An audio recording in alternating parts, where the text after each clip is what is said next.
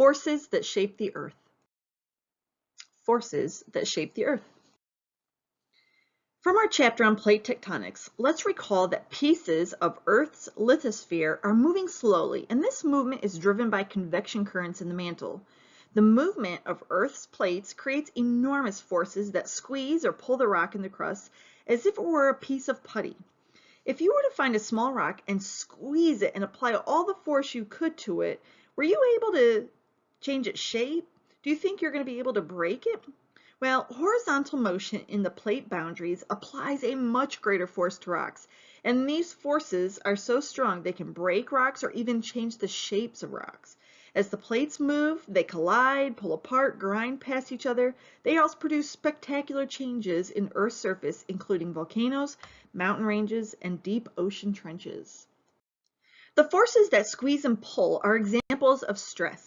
In terms of earth science, stress is a force that acts on rock to change its shape or volume. And because stress is a force, it's adding potential energy to that rock. Remember, potential energy is stored energy, so that energy is stored inside that rock until the rock changes shape or breaks. There are three different kinds of stress that can occur in the crust: tension, compression, and shearing. All three types of stress work over millions of years to change the shape and volume of rock. These forces cause some rocks to become brittle and crumble apart. Other rocks bend so slowly over time, like soft tar in the hot sun. And most changes in the crust occur so slowly they can't be observed because these changes have occurred over billions of years. If you could watch the Earth in a speed up motion from take a billion years and just press it down to 30 minutes, you would be able to see the bending and stretching, breaking, folding, and sliding that's caused by Earth's plates. Tension is a stress force that pulls on the crust, stretching rock that it becomes thinner in the middle. The effect of tension on rock is somewhat like pulling apart a piece of putty. It occurs when two plates are moving apart. Landforms created by tension include mid-ocean ridges and continental rifts. It might surprise you that tension stresses under the ocean can produce long mountain ranges more than 2 kilometers tall. Tension stresses cause oceanic crust to spread apart and hot rock from the mantle rises. Because this hot rock is less dense than cold rock, the hot mantle pushes the seafloor upward, and in this way, long, high ridges are created in Earth's oceans. When tension stresses pull continental plates apart, they can form continental rifts or enormous splits in Earth's crust. Tension stresses in the cold upper part of the crust create faults, and these faults, which are large blocks of crust, move downward, creating valleys between two ridges.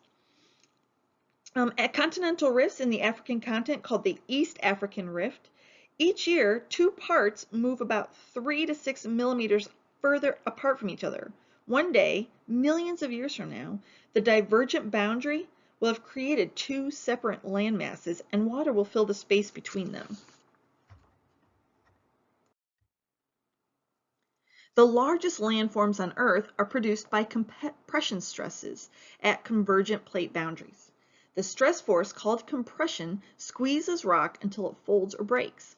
One plate pushing against another can compress rock like a giant trash compactor.